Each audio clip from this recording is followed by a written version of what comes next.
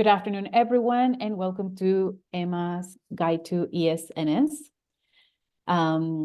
For those who don't know, Emma unites music manager trade organizations across 13 European countries with over 2,000 members. Our mission is to bolster European managers globally through the Empower program, encompassing education, advocacy, networking, and research. If you want to know more, please follow us on social media and subscribe to our newsletter. I'm just going to add these links to the chat right now, so you have access to them. And I'm also going to share today's agenda.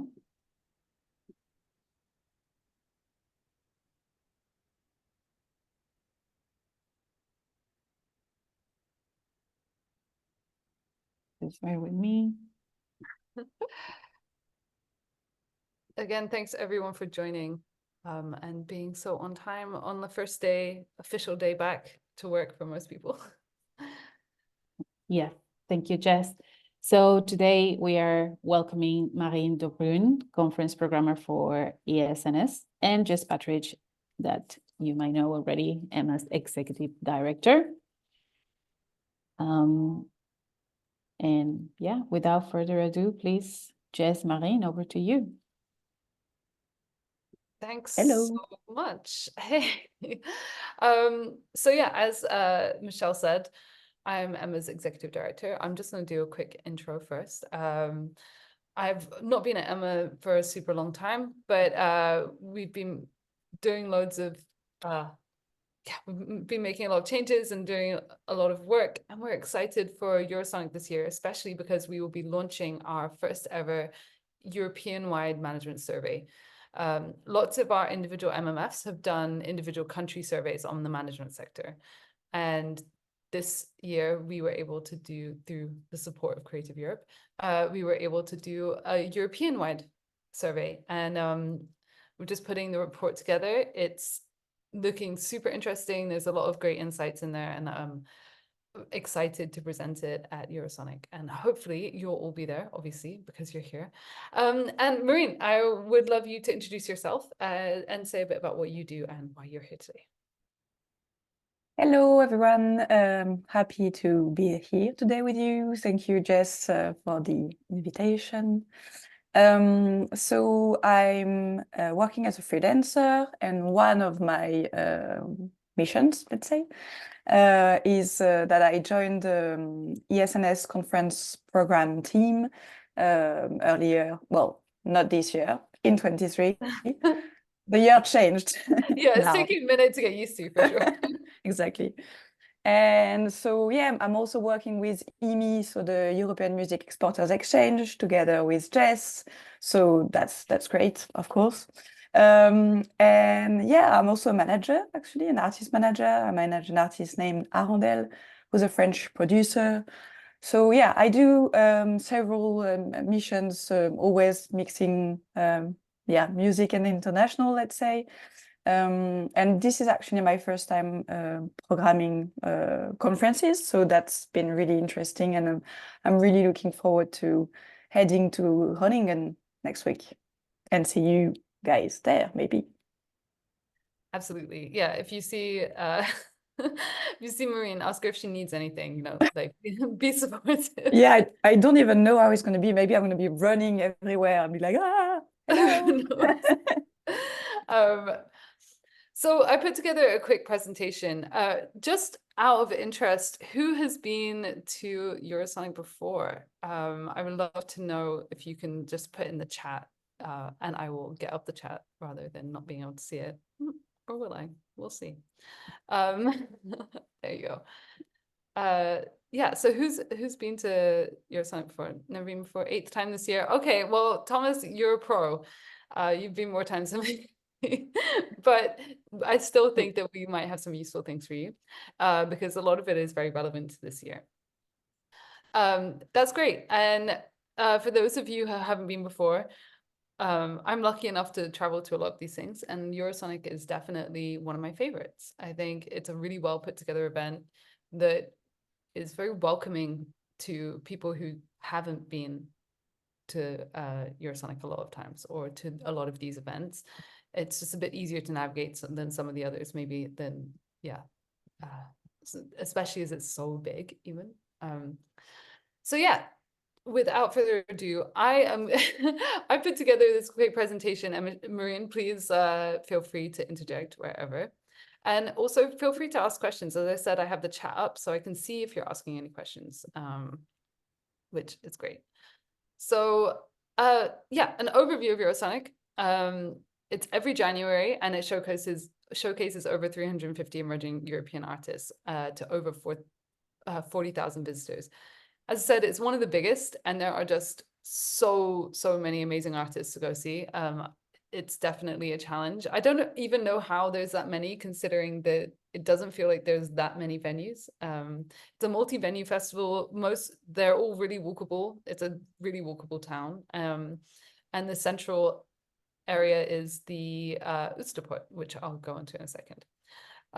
There's over 4,000 music industry professionals, so it's like an absolute hive of networking. And especially for the live industry, I don't know whether you find that, Marine, but especially for the live industry, I think it's a very strong event. Yeah, definitely. It's always been really live oriented. Well, maybe not oriented, but let's say that it's a main hub for the live, and then all the other sectors have found maybe their points of entry and for the event as well. Absolutely. And I think one of the important things to note is that a lot of the festivals that are attending, this is actually a great point for them to book for the summer or for the kind of winter focused festivals. So they really are coming to this event, finding artists that they think would work for their event, and then booking them. So I think that's one of the reasons why it's so successful. The time of year means that there's actually actionable time. And that's why it's proven to great bands. And there's over 150 panels and discussions, so there's a lot of opportunity to learn as well. And I think, again, they're really insightful. There's a lot of opportunity for you to contribute, especially there's workshops and everything like that, and we'll get onto that in a minute as well. And Eurosonic is involved in a lot of European projects, as both Marine and myself know. They are participating with lots of the other organizations like EMI. And you'll find that a lot of those organizations have major meetings at Eurosonic. So that's why all of the members of EMI are there, or lots of EMA are there, or the IMMF or something like that. Like, there's always opportunities for people to come together. And again, more about all of our amazing activities later. So the Oosterpoort, I mentioned it, and I think it really is one of the most remarkable things about Eurosonic. I have never seen a conference festival with such a huge indoor space. Maybe like BMA has had one, but this one works really, really well. Inside it, you'll find loads and loads of space to work, to have meetings. You have to be specific about where you're going to meet someone in Oosterpoort. Like, yeah, it's quite big. It's really big. You can't just be like, I'm going to meet you there. There's food options in there, coffee, drinks receptions are in there. And there's just, yeah, it's really, really vast. It just keeps going. I will say, when you collect your pass, make sure you bring ID. I got caught out by this last time. They wouldn't even accept a photo of my ID. So be really careful with that and make sure, because it can be a pain to have to trek back to your hotel and bring it. If you can't find people, or you're like, you have some spare time, you're looking for people, I really recommend just heading to the Oosterpoort, whether you're just doing some work or whether you want to meet some people. I found it a very, very friendly and welcoming space. Like, if you go up to people and have conversations, people are generally very responsive and positive. They're there to network. They know that people are going to approach them if they're in that space. So it's yeah. And if you have like a spare moment, or it happens sometimes, you're like, I don't have anything to do right now, I have some kind of a break, but then you can go there, of course, meet people randomly or meet people that you know, but you can also just decide on going to one or two panels, because they're all happening in the same venue, which is which is something I really, really do like as well. Yes, yes, that's a really good point, actually. All the panels are in the Oosteport, which makes it so easy to pop into one, and maybe like you don't even have to stay for the whole thing. Yeah. You can really soak up lots of the atmosphere in there. Also, in the past, this has been the place where you load up your wristband with money to be spent within the Oosteport. I don't know if that's happening again this year, but I would assume so. I don't know either, to be honest. This is something that I didn't check. Well, I mean, it's so let's see. Yeah, let's see. But it is generally, there's like a little card on your pass, Yep. and you top it up at the front, and you can, that's the only way you can purchase stuff. So it is important, if that's there, to make sure you do top it up, because it can be a pain again. And some of the receptions are also here. Not all the drinks receptions are here, but some of the main ones, like the Polish one and the German breakfast, I believe, things like that are here. It's a really, as I say, it's a really, really great space.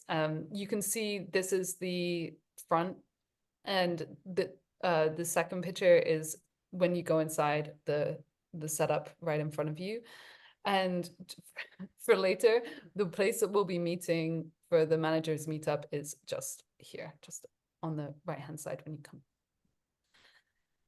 So what to expect in 2024? What is happening differently this year? Marine, what is exciting about the 2024 edition that you have so diligently put together?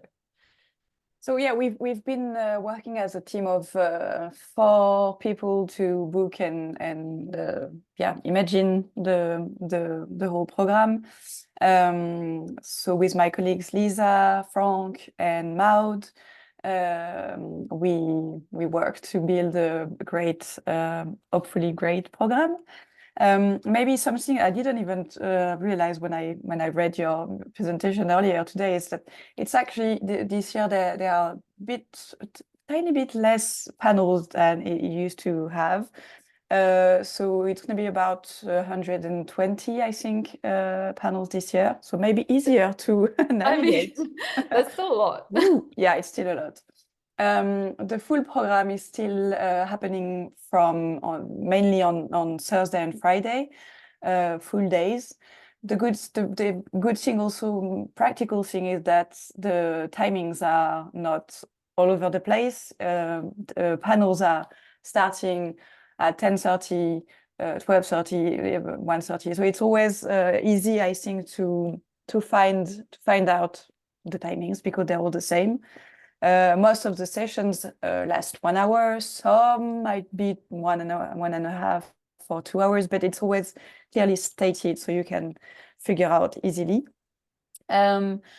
Of course, some of the themes that are tackled during the conference are diversity and inclusion, sustainability. Of course, AI is going to be quite present, because it's one of the most discussed and most important topic for the music future, let's say, and not only music, of course, but for the future period. But we'll also be discussing the economy of the music sector, the ticketing matters. So a lot of the various current and maybe sometimes curious trends, but also the future ones will be discussed during the event. Something I quite like, maybe it's a subject that we spoke about really early on when we discussed our ideas for the program, was speaking about the niche and underrepresented genres.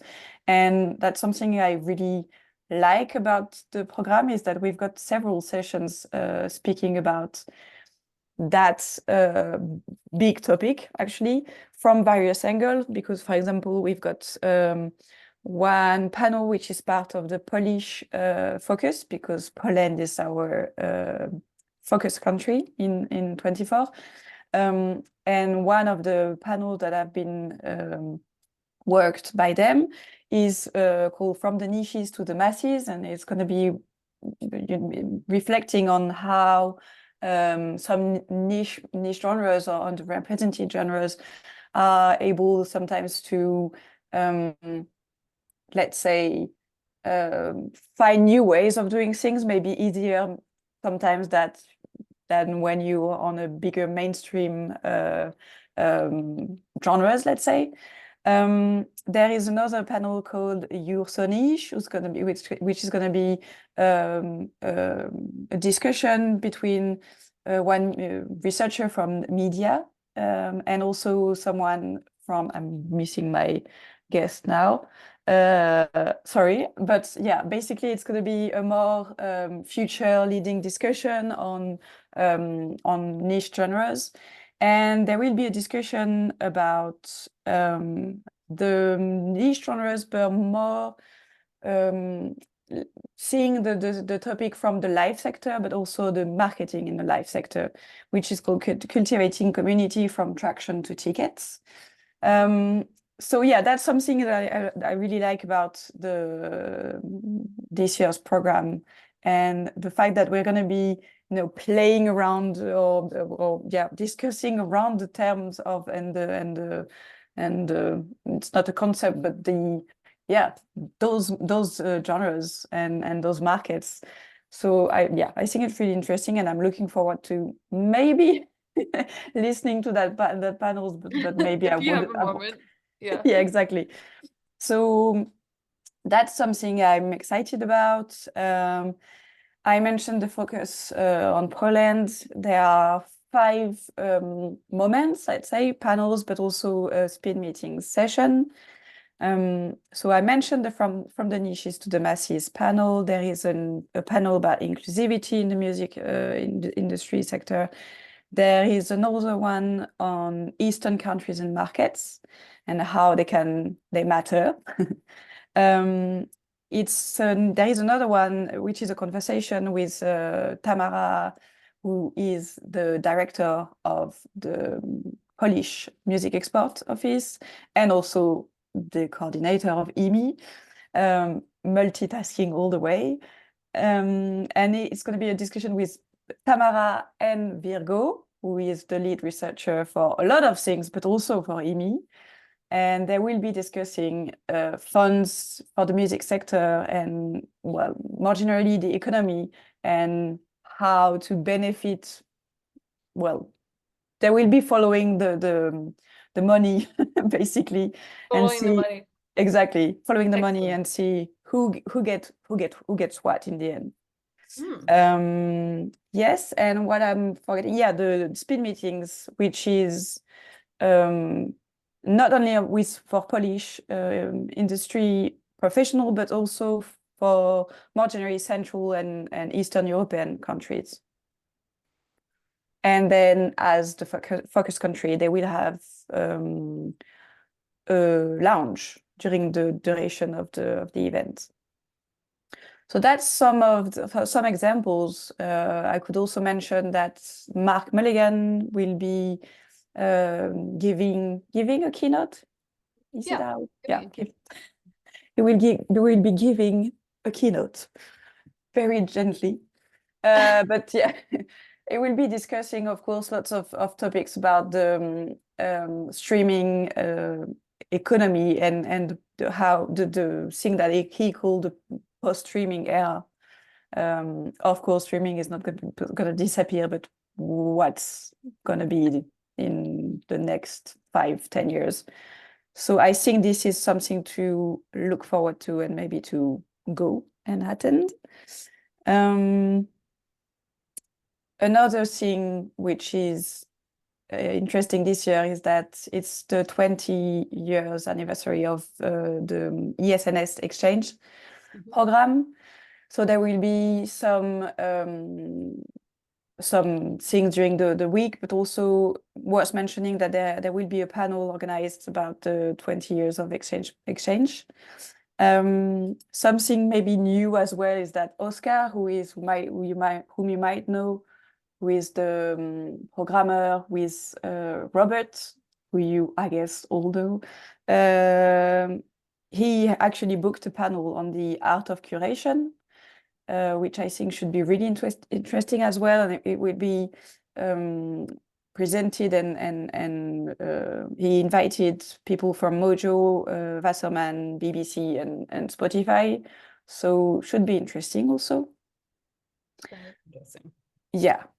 And yeah, you mentioned some workshops that will be happening. So you should have a link, I think, to all the available workshops so that you can, yeah, just join and subscribe to be sure not to miss the one that you want to attend to. And speed meeting sessions, same, we can provide a link that sums up all the meetings that are still open right now. Mm-hmm. And you really need yeah. to book with the speed meetings, you really need to book in your sessions because they are assigning them. And it's just super important. A lot of them close today or within the week. So make sure that you do sign up. Exactly. And I think there is only one which is gonna be for which you can sign up on the day, which is the speed meeting carousel. Which is happening on Thursday at 10:30, I want to say, but I should double check to be sure. So yeah, that's the only one that's a bit different from the other, let's say. And maybe something that's really new as well and really exciting for us because we have been involved, I guess, I've been involved with both my hats, EMI and ESNS, is one pilot program that we've been working with ESNS and EMI jointly. It's the globalization program. Basically, the will is to start and involve more music professionals from outside of Europe. And so that was an idea and an intention from ESNS. And as with EMI, we've been traveling to some outside of Europe markets. They decided to join forces, let's say, and to kind of use the work that we do and to join that so that we make a lot of sense together. And basically, as we've been to both India and Mexico this year, ESNS and EMI are inviting, I think at India we have 5 guests, so 3 from India and 2 from Mexico. And they will be doing a panel on the Indian guest story will be doing a panel on the festivals in India. So it's kind of a follow-up from last year when I moderated a panel on the Indian music sector in a general sense. And this year is going to be a focus, a zoom in the live and especially festival sectors. And they also are participating in a speed meeting session. So it's one of the session that's open for a few more days, and that you should definitely check if you're interested in both or maybe one of the markets. I've put the links in the chat. Yeah. So yeah, you can book the speed meetings with festival bookers, and there's the panel as well. Perfect. And maybe something else that's new, which is worth mentioning because it's great. It's that there will be a podcast room where 7, I think, podcasts will be recording during both Wednesday and Thursday and Friday. For this year, only one will be in English and all the others will be in Dutch. But I'm guessing it could be, if it goes well and it's something that we feel we should keep doing in 25, then maybe we could have more international podcasts recorded there. So I think it's also something exciting and new. That's very cool. Shame more than one in English, but maybe I should learn Dutch. Same, especially with my name. Oops. Yeah. That's amazing. Thanks so much for that in-depth overview. There's some really great highlights within the program this year, especially looking forward to Mark Mulligan's, you know, and the speed meetings and workshops. I actually hosted a workshop last year, and it was such a fun way of communicating, well, diving into topics that was away from a panel. So I really recommend checking out the workshops for opportunities to also, they work a bit better for networking, because you do end up chatting with the people next to you, and kind of they're a bit more interactive. So you never know who you might meet if you participate. Yeah, exactly. Cool. So I just wanted to go over the delegate database. Those of you who have been a million times, I'm sure that this is something you are very used to. The delegate database has been online for quite a while, but I feel like people are still registering their classes, so it's changing all the time. It's worth checking up, even if you've taken a look already. I've taken a look and, you know, worked out some people I want to meet through it, but having checked it again today, I've already seen some more. So yeah, I really would advise that. People tend to get a lot of emails in the run-up because most people's emails are in there. I find that most people are pretty happy to share that. So be careful if you are emailing people. I really recommend emailing them this week rather than next week. People are making their schedules, and yeah, it just will help. Pick who you're pitching to carefully. I really think that picking between 10 and 30 people is much better than sending it out to like 100 copy and paste versions. If you can really say like a couple of a sentence even on like why you think that person would be interested in your artist or meeting you, then it'll help so much. Help just the context of why you're talking to them makes them way more likely to come out. Invite them for a meeting. If it's someone that's actually important, I really recommend saying, oh, do you have 15 minutes? Or I'll be at this place at this time. It'd be great to say hi, because you can definitely arrange meetings without putting too much pressure on people, by letting them know where you'll be, or by saying, you know, this is my number, feel free to message me. And anyone you meet just is way more likely to come down to your artist's event. So it can really, really help. The other thing is, and it might be a bit late for some people, but you can generally get something together. Definitely have something you can hand out that's not just your business card, that says, that's a bit more specific about the artist you're working with, or for, if you are working with an artist there, or even the ones you represent.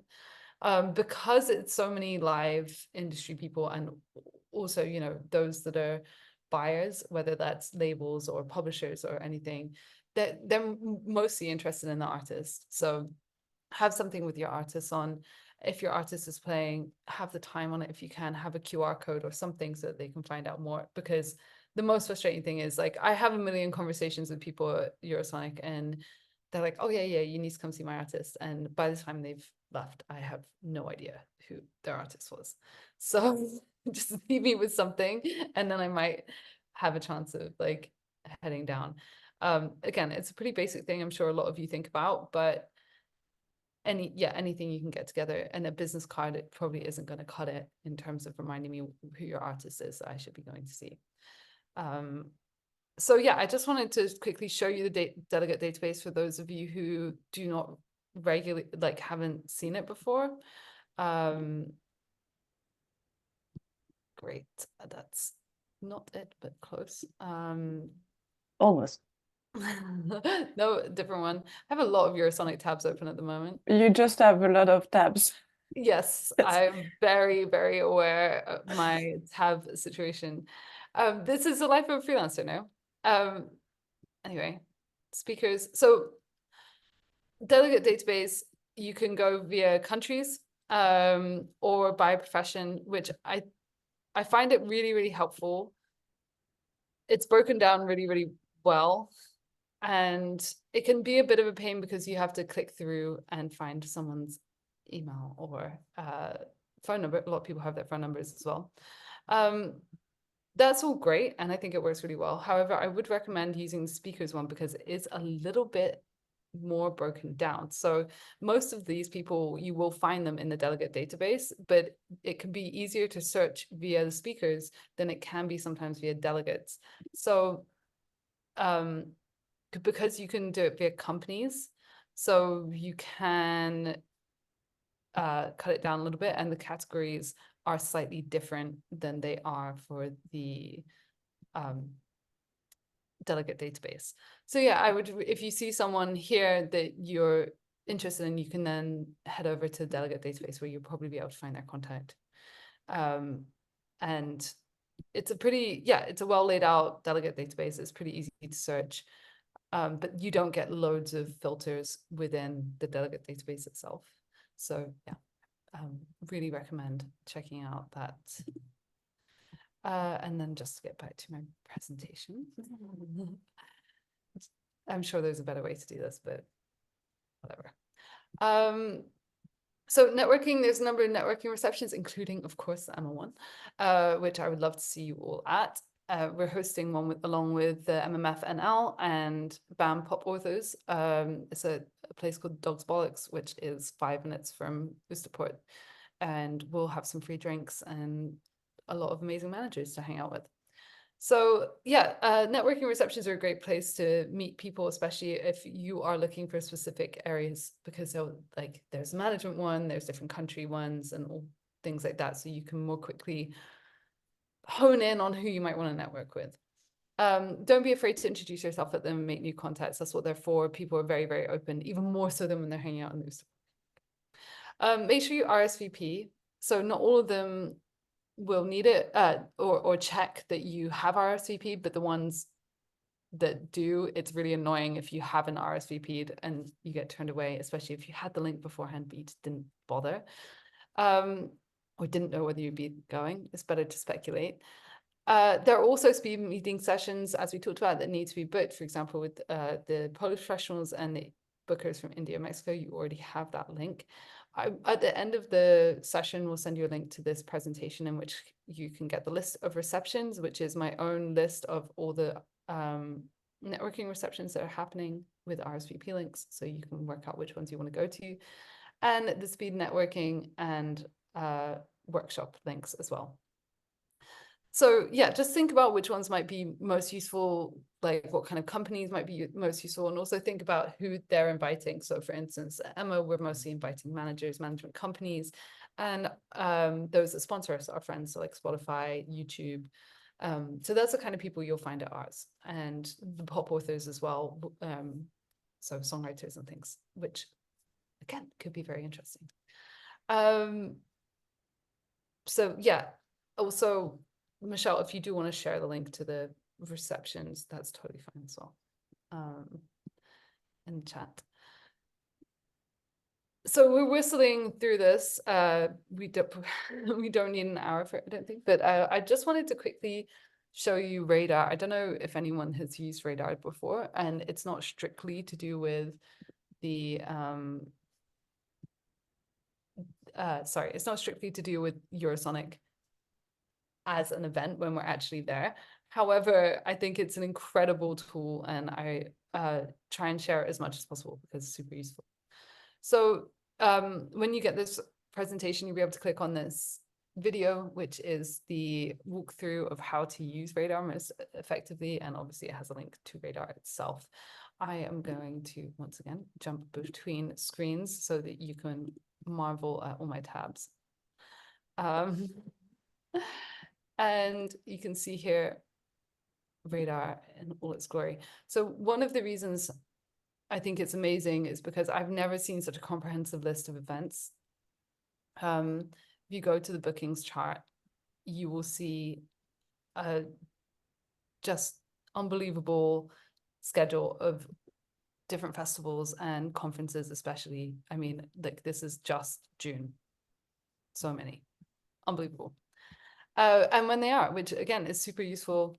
And you can see when you click on it, which bands are booked, and you can also see which ones are played Eurosonic. So you can kind of see this progression from playing Eurosonic to playing these big festivals and how effective it is.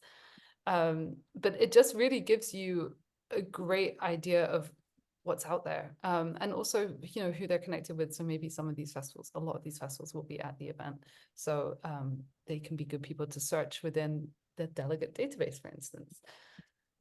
as well as the bookings, they have the actual charts, which are based on Airplay. And this is, I think, a really interesting way to find out new collaborators or artists you might be interested in, especially as it has an emerging artists section. And you can, based on Airplay or streaming, which really does change who is featured, which again is pretty interesting. And you can see the Eurosonic artists themselves, how they're doing, and their chart positions. And TikTok, of course, which again reveals a whole other world. Like it's entirely different for the what's trending, what's doing really well. Again, like you can see it's seasonal in a way that maybe the emerging artists and European artists aren't. So this is just a super useful tool to understand trends and also see where the Eurosonic artists are going, where they're landing, what radio stations are playing them, and how they're kind of totting up against other people as well. There are a load of other ways to use this. And as I said, in the About section, you'll find the video for the walkthrough. Oscar also does great walkthrough. As we mentioned Oscar earlier, he's the one who he came to an EMI session actually and dove into all of this and showed us how to use it. And I think it's a really, really interesting tool. And a lot of people don't realize that it exists within the Eurosonic world. So I wanted to point it out. I think,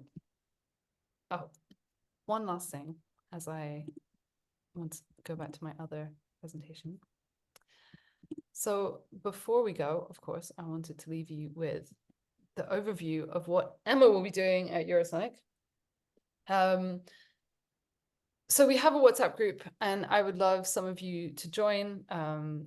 We already have quite a few people in there. And so you can either QR code it or there's a link within this.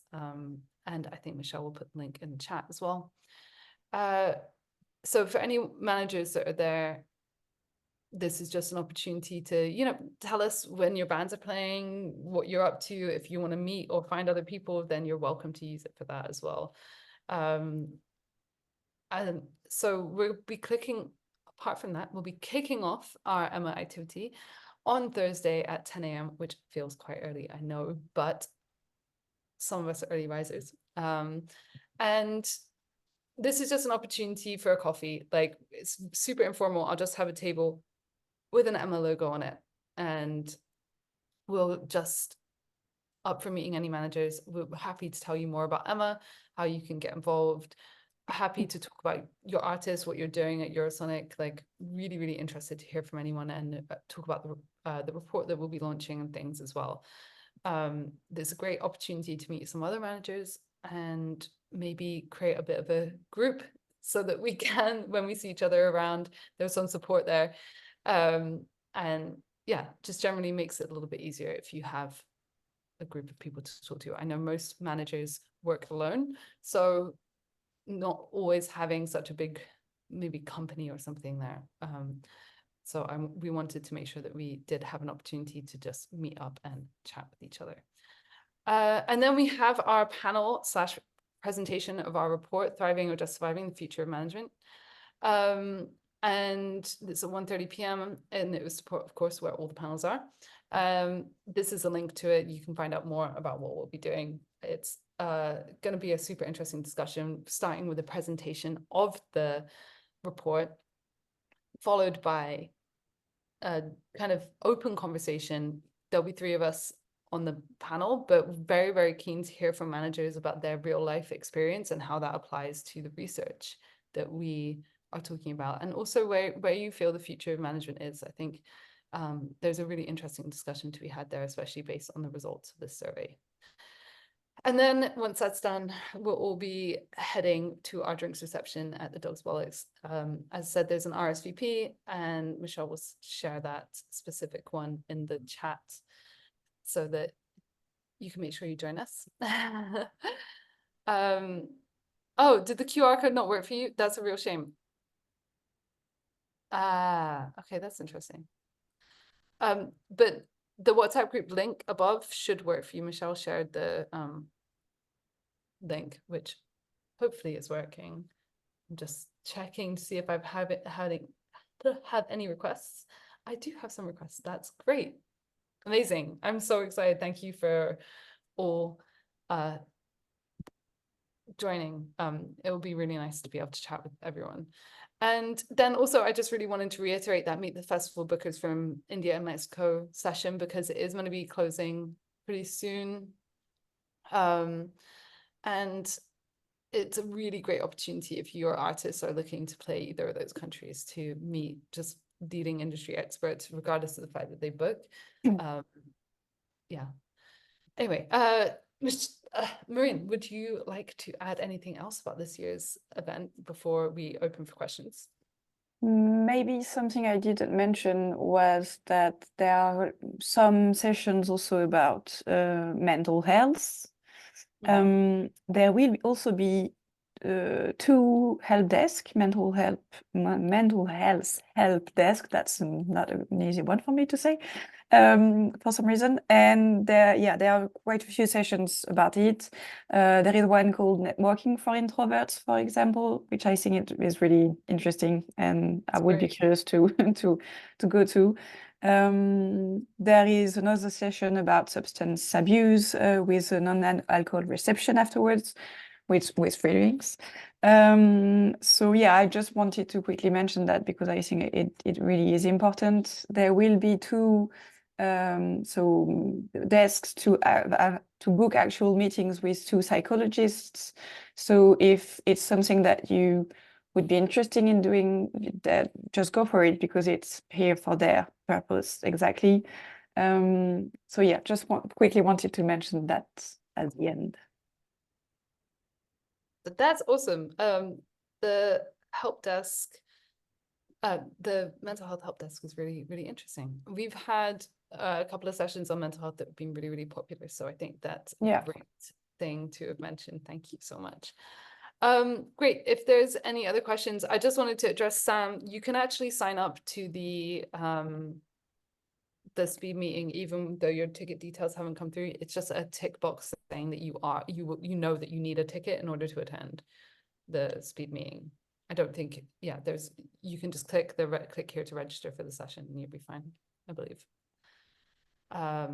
No worries. I really, really recommend doing it. They're really wonderful guests to meet.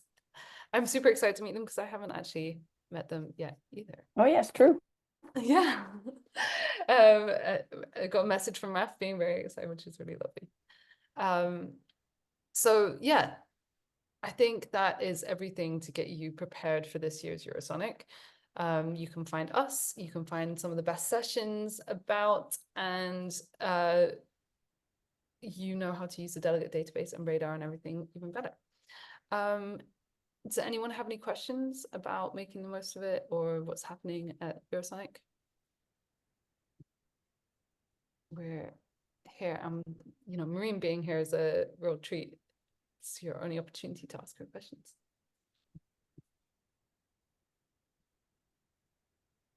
Becca, you said it all. Hi, sorry, my camera was taking ages. Hope you guys are well. I had never heard of the Radar website before, so it's really cool actually. I was just having a look through it. Would you be in a position to answer a question I have about Radar, or that's not your scene? I guess you can still try. Okay. That's the answer. I was like, yeah, cool. So for example, I was looking through the festival bookings and I understand that, or sorry, am I correct in understanding that it's kind of showcasing the amount of artists who play at Eurosonic who have been booked for these festivals? So if you click on the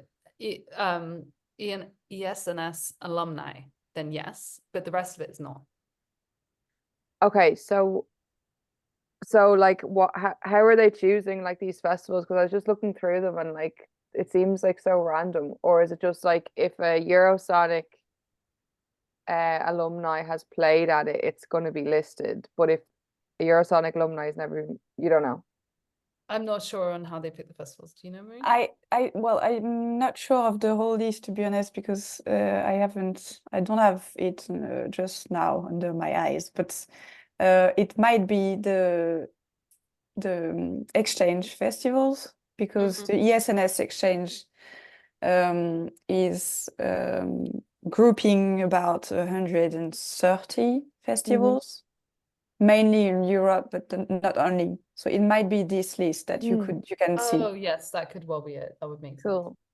Yeah, because it just seemed like kind of random, but I've just like so many festivals I've never even heard of, which is pretty cool. So they're probably some way associated with Eurosonic in that case. Yeah, maybe you can go to the ESNS Exchange Festival list online, and then maybe just compare it quickly. I'm not going to do it now because then I'm going to be confused. Yeah. But yeah, it might be just that. Cool. Yeah, because I went into one and I saw like two of my artists who definitely haven't played Eurosonic, so I was confused. Oh yeah, no, it's not necessarily the ones that have played Eurosonic. Yeah. Okay. Just trying to show you the range of artists booked. I think you might even be able to see it from the point of view of how many bookings artist has. And you can go back to previous years of lineups as well, which I think is super useful. So yeah, it's cool. It's a really cool website. Thank you for showing this to us. No worries. We have 3 more questions. One from Maria. What do you think in general is the best time to approach delegates on an email? This is regarding meetups and invitations to see the band that one represents. Yeah, for me, I would say, and as someone who used to run a magazine, so I would get like a lot of these, please come review our band emails. I would say that a week is good. Probably like the day before or something, I'm not paying too much attention by that point. And also be aware that, you know, a lot of people do head out on Monday for whatever reason, or they're really trying to get their work done because they're heading to Eurosonic on the Monday and Tuesday before Eurosonic. So I would say this week is definitely better, but I don't think there's a particular day this week that's going to make a huge difference. I don't know, Marine, if you have any thoughts. Yeah, I would say just the same as you. It's good. It's always the same. You need to give the people some time to answer to your emails, but not to be too early or not too late. It's always a difficult balance to find. But yeah, I think all your advice are really on point. I would say for meetings, if you're specifically really trying to meet someone, then do it as soon as possible. Like my free time is already pretty booked up for your time. And so, yeah, I might I might say, oh, let's meet at a reception or something I know I need to be at that can make it easy, which helps. But yeah, for actual one-on-one meetings, get them in as soon as possible. What's your top 3 recommendations for an artist team that performing? Sorry, Britt, do you mind letting us know exactly what you mean in terms of recommendations for an artist team that are doing well or an artist that's performing? Top 3 recommendations for an artist that performs. So what artists do we reckon you should go see? I'm not sure it's at all recommendation for an artist that is booked to the festival. Yeah, I think it's an artist that's playing. Like, what are your top tips for artists that are actually playing the festival?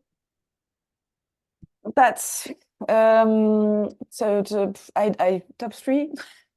I don't know.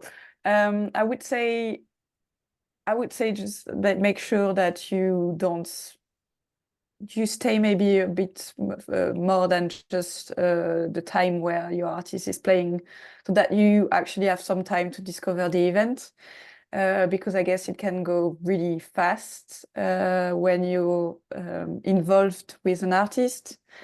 So I would say take the opportunity to both go to the conference at the Oosterpoort, but also visit the artist village where a lot of stuff are happening as well. And then make sure that you find the time to go see some shows, and not only the one of your artist if you can, because it's something that's, it's kind of a stupid recommendation, but at the same time, it can go really fast. And if it's the first time, then you should definitely go and visit some of the main venues, or maybe I don't know, like Don't Miss Vera, for example, which is a venue I really like. Yeah, and go to a show in a church, for example, and try and have a sense of the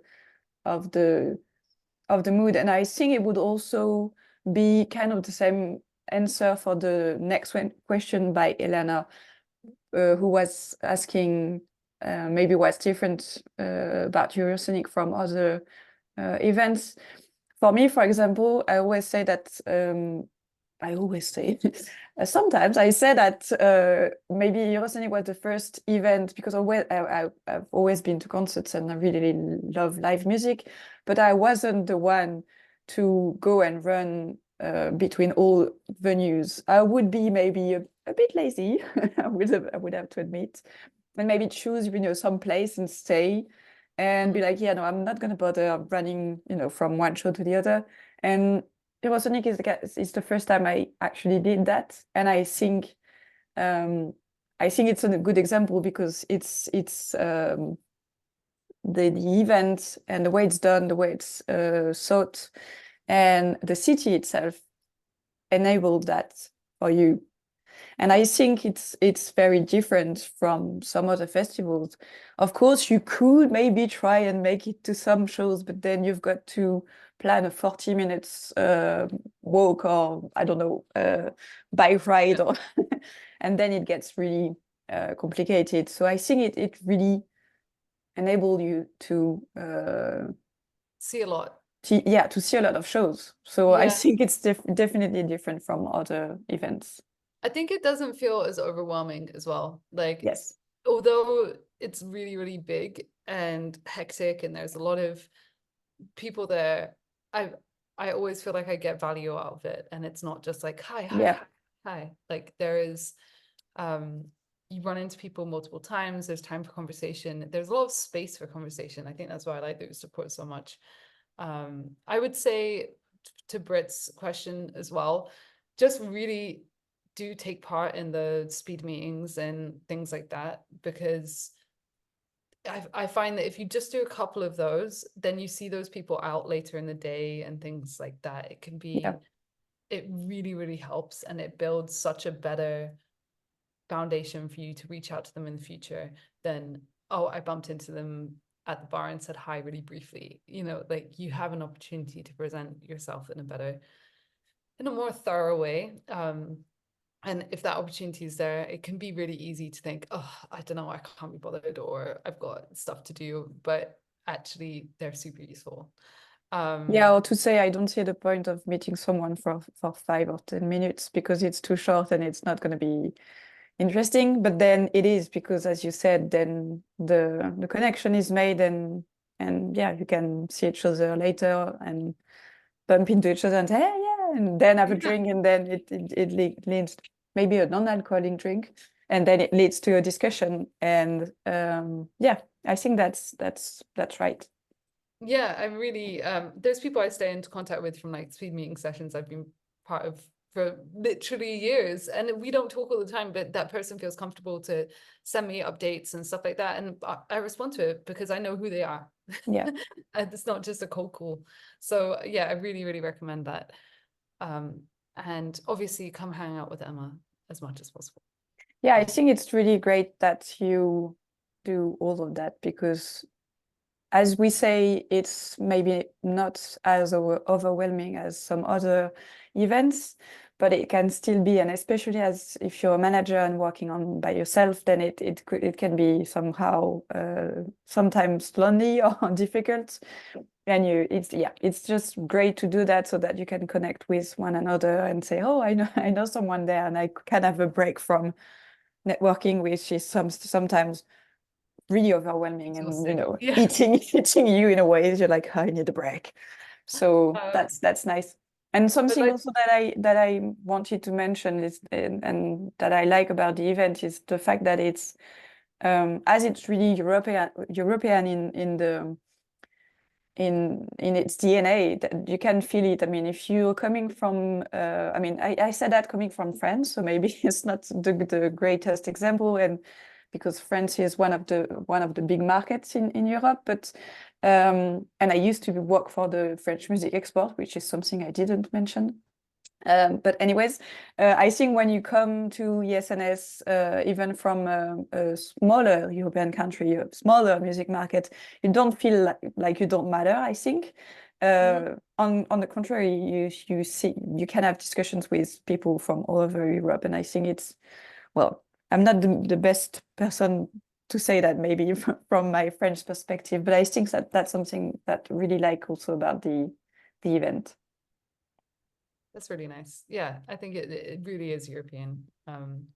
And just to say, Thomas's advice here that earbollen or beerbollen, really excellent snack. Often has meat in it for vegetarians, but really, really great.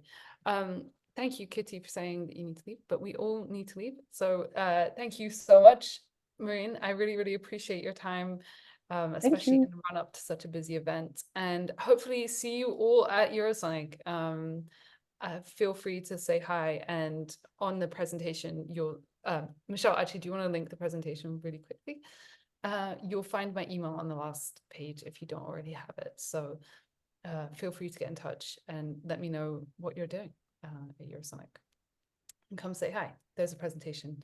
Thank you. Thanks so much, everybody. Bye. Bye.